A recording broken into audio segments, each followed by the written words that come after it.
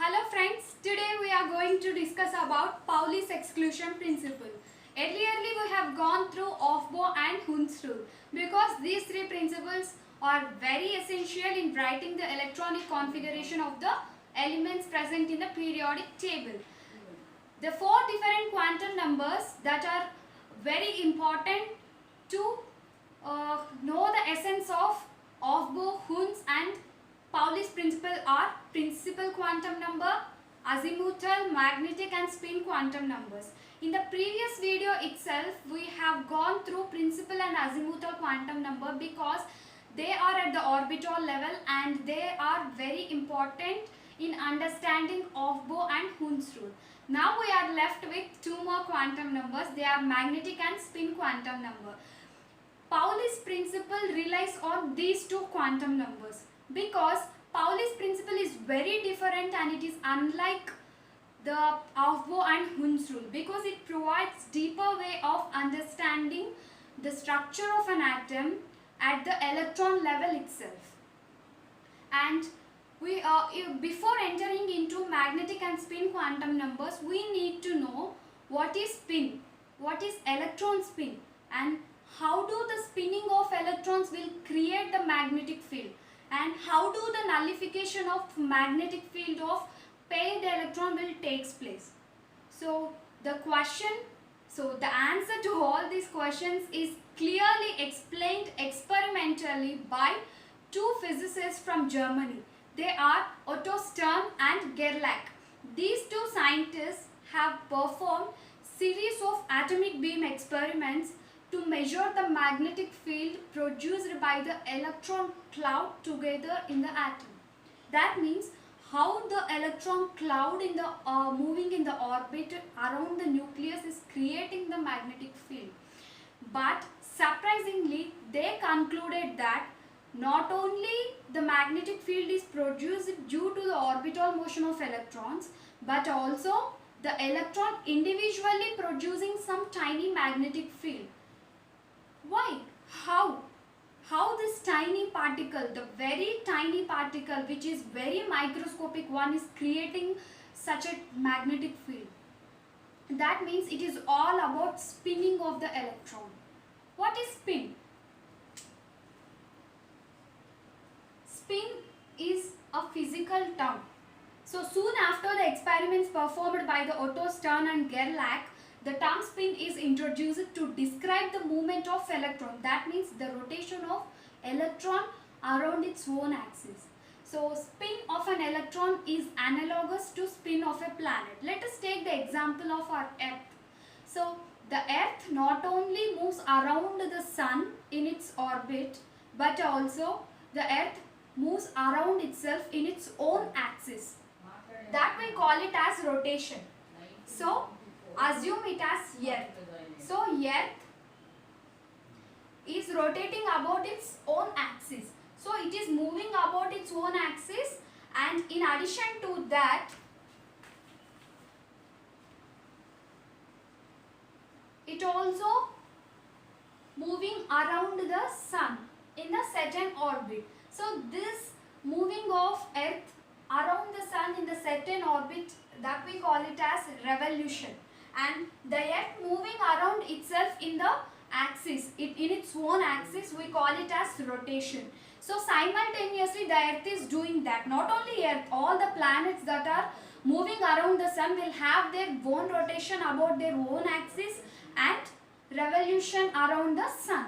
So just like the way how the planet moves around the sun, the electron, which is a very tiny particle, is also moving around the nucleus. So this is the nucleus, and these are the orbits that surrounds the nucleus in the atom. So each and every electron in a particular orbit is moving. So electron has its own spin. So the electron either move in the clockwise direction or in the anti-clockwise direction. So whether it may be a clockwise or anti-clockwise direction about its own axis, it will also move around the nucleus in the provided orbitals. So due to the revolution of electron cloud around the nucleus, some magnetic field is created that will be resulted by the orbital motion, and it is very different from the magnetic field produced by the individual electron. So how the spinning of electron will takes place, and in which way how the electron will pair up with the neighboring electron. If the electrons that are present in the same orbital, both the electrons will have different direction of producing the magnetic field, then only the atom will become stable. That means one electron should move in the upward direction and the other electron will move in the downward direction.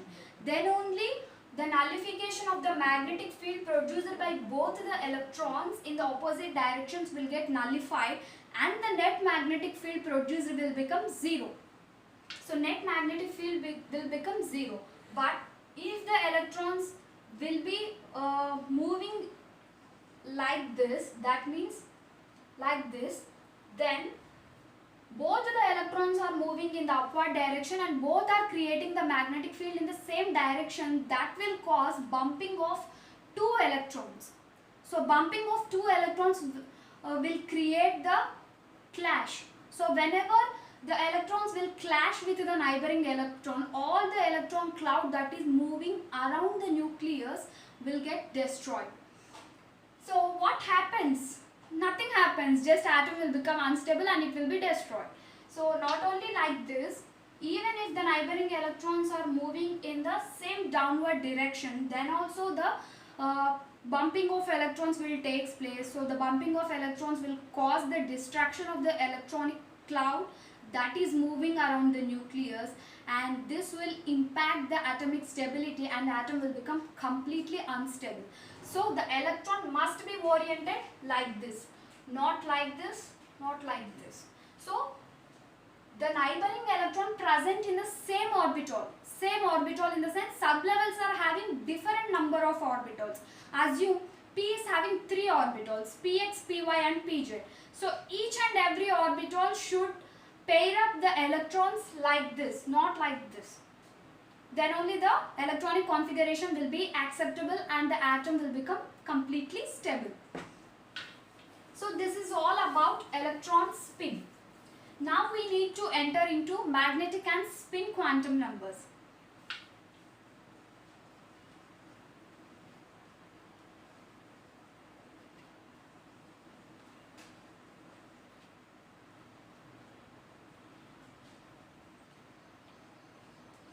So what is meant by magnetic quantum number? Magnetic quantum number is dependent on azimuthal quantum number. So azimuthal quantum number is denoted by L and magnetic quantum number is denoted by M with subscript L. That means magnetic quantum number will be having the interval range of values for the particular value of L. If L equals to 1, then M can have the values ranging from -1 to +1. That means -1, 0 and +1. And if L is having 2, then M can have that means ML can have the values ranging from -2 to +2. That is -2, -1, 0, +1 and +2. Magnetic quantum number will tell you how the orientation of orbitals in a particular sublevel will take place and how many number of orbitals are located in a particular sublevel. We all know we have different sublevels. They are S, P, D and F. So S is having only 1 orbital, P is having 3, D is having 5, F is having 7 orbitals. Magnetic quantum number will give you how many number of orbitals are present in a particular sublevel and how do these orbitals will be oriented in the sublevel. And not only that, we have different azimuthal quantum number values. That means L values for these different sublevels. L value for S sublevel is 0 and for P is 1, for D is 2 and for F is 3. So we have different L values for different sublevels. By these you can predict the magnetic quantum number for particular sublevel. So here S sublevel is having L equals to 0, then ML value is also 0. For P sublevel which is having L value 1, then ML can have the values ranging from -1 to +1, that is -1, 0, +1. Likewise for D sublevel also -2, -1, 0, +1 and +2. And for F sublevel also you have a value ranging from -3 to +3.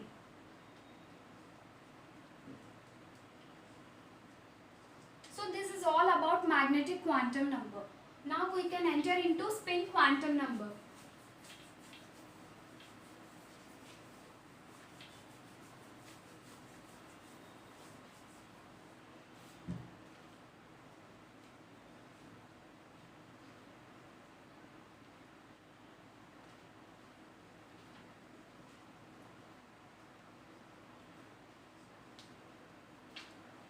Unlike all the three other quantum numbers, spin quantum number is very independent and it is very unique because principal, azimuthal and magnetic quantum number are independent on each other. But spin quantum number is completely different and it will provide you how the spinning of electron will takes place.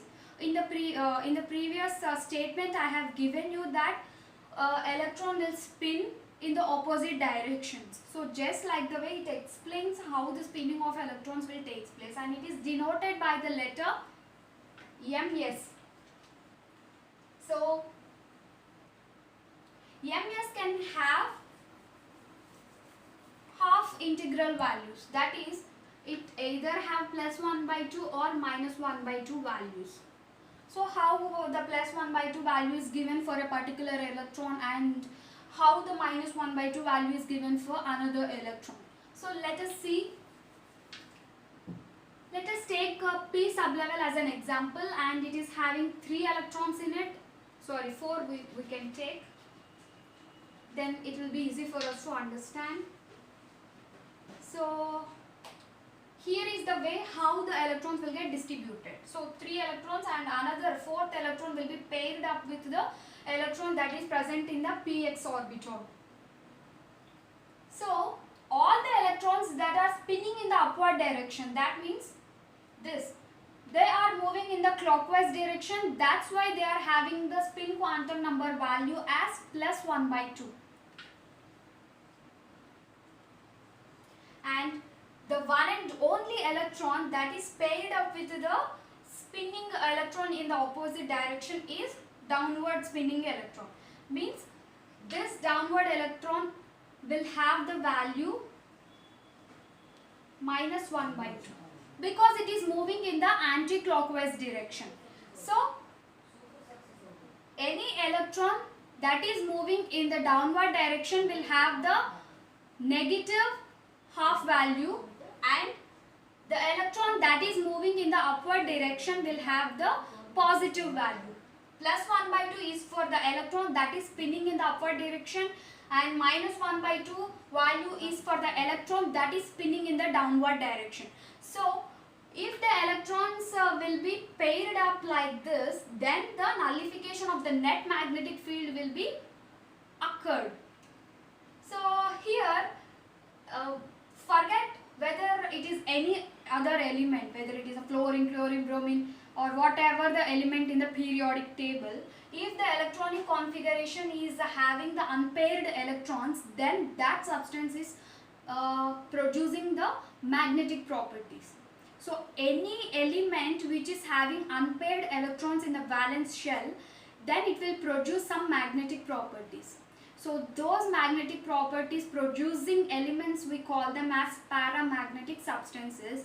Those atoms that are not capable of producing the magnetic field, that means if all the electrons will be paired up, the net magnetic field produced will be 0. So in that case the substance will be a diamagnetic one. It do not produce any magnetic substance. So if the paramagnetic substance is producing the magnetic field, then it must contain the unpaired unpaired electron. That's the case how we can differentiate the substances into dia, para, ferro, ferri based on their magnetic behavior. Now our central theme is Pauli's exclusion principle.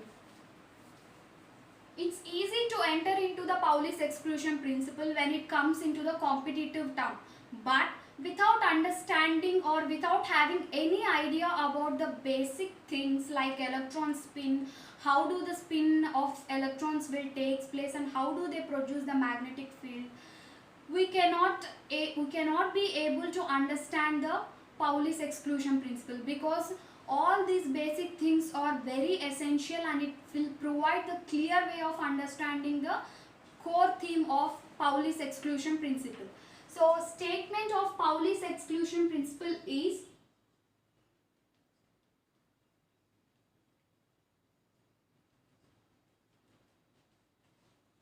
no two electrons will have the same 4 quantum numbers. That means any electron at least differ with the another electron in 1 quantum number. That means you can assume 2 different electrons are present and they are in a paired condition. This is electron 1 and this is electron 2. Then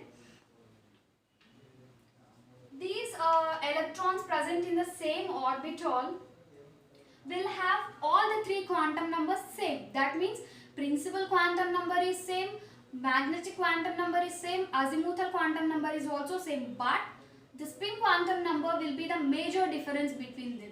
That means here it is in a upward direction, that is it's having ms equals to plus 1 by 2 and this is ms equals to minus 1 by 2. This is the only quantum number that is differing between the electrons.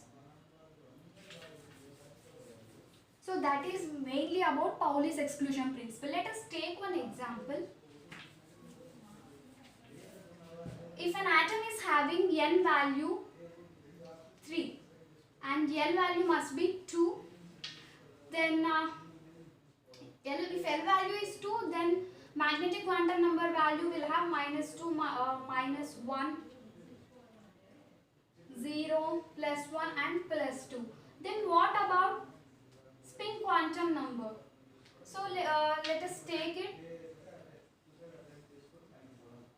So this is the third energy level, and if L value equals to 2, then what it means? 0, 1, 2, S, P, D. So it is the D sublevel. So this is the third energy level and it is the D sublevel. So that means it is 3D orbital. 3D orbital, let us take a different number of electrons. 1, 2, 3, 4, 5, 6, 7 I have taken. So this is dxy, this is dyz, this is dxz, this is dx square y square, and this is dz square. So the electrons present in the dxy and dyz orbitals are paired up, but the electrons that are present in dxz, dx square y square and dz square are not paired. That means they are in unpaired condition and the atom will be able to produce some magnetic behavior. Here you can see the electrons present in the dxy and dyz orbital are paired up and they have all the 3 quantum numbers, that is principal quantum number, azimuthal quantum number, magnetic quantum numbers same, but each electron will differ with the neighboring electron in the same orbital in the case of spin quantum number. That means the electron in the forward direction have plus value and the electron in the downward direction has minus value. That's the only difference between the neighboring electron that are paired up in a same orbital. So Pauli's exclusion principle is completely accepted. That means no 2 electrons will have the same 4 quantum numbers. At least they differ in 1 quantum number. That is nothing but spin quantum number. So that is all about Pauli's exclusion principle. Thank you.